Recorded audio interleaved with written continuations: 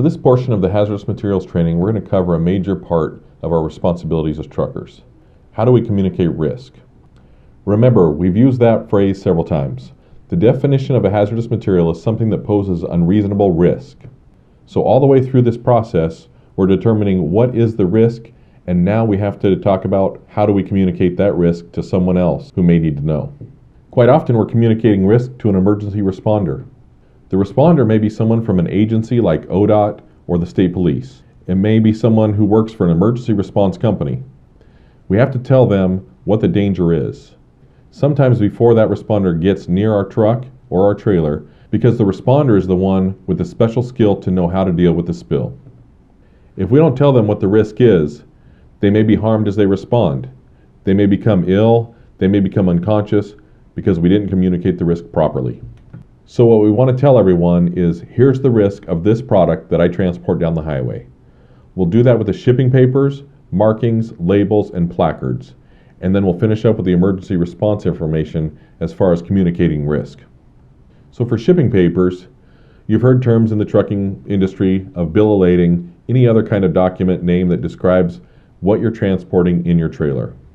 Shipping papers is the term that's most commonly used for hazardous materials, and the shipping paper has to have very specific information in a specific order that meets the regulations.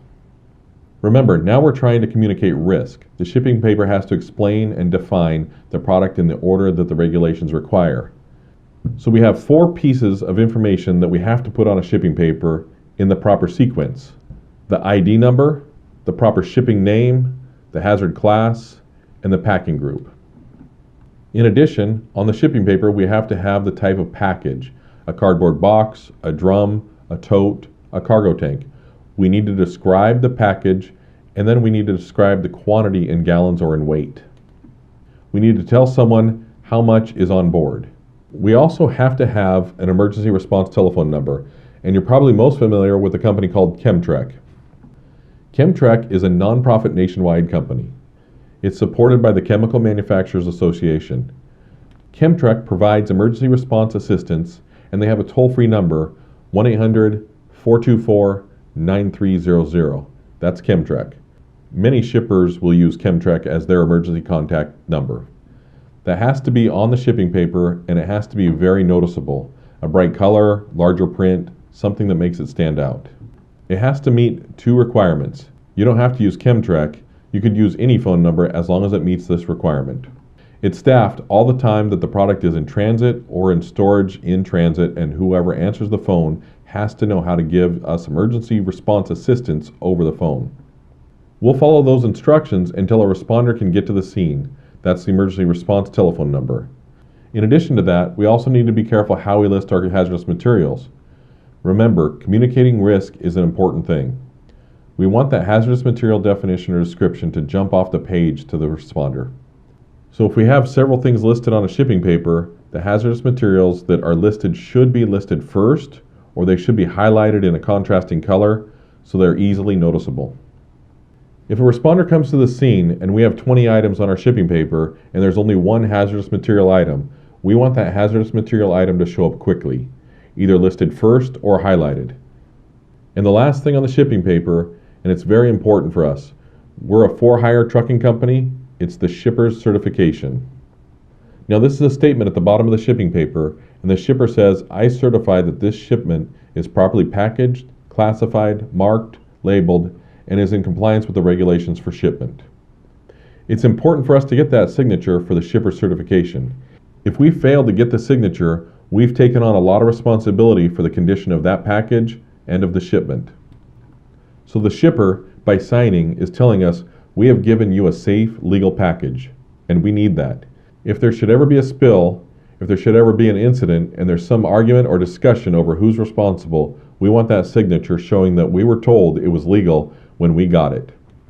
It doesn't relieve us of the responsibility to inspect the package, look at the shipping paper, and try to make sure everything's exactly the way it should be, but the shipper certification is really critical. When we're in transit, the shipping paper should always accompany the shipment and should be in the cab, in clear view and within your reach when you've got your safety belt on. So when you're belted in, you should be able to see and reach that shipping paper without having to remove your seatbelt.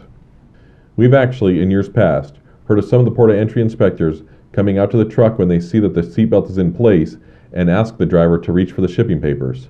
The inspector is verifying that the driver is able to put his or her hands on the papers without unbuckling. Another very important part of this is if a driver leaves the truck for any reason, the shipping papers should be left on the driver's seat or in the driver's door pouch. Remember, all through this process, time is critical and identification of the material and risk in a timely manner is crucial. If a responder comes to the truck and there's been a spill or an incident and you've had to leave your truck, the responder doesn't have time to crawl up in the cab and start looking behind the visor, in the glove compartment, in your lunch bag, or wherever you may have left the shipping papers. The responder doesn't want to get in the cab. The papers should be on the driver's seat or in the driver's door pouch, and the responder should be able to quickly access them and begin whatever emergency response action is necessary. If for some reason you have to leave the truck, and there's, for example, a fire, keep the shipping papers with you, try to turn them over to a responder or an official as quickly as you can. That's it on shipping papers. I'm Tony Hugo, and we'll see you next time.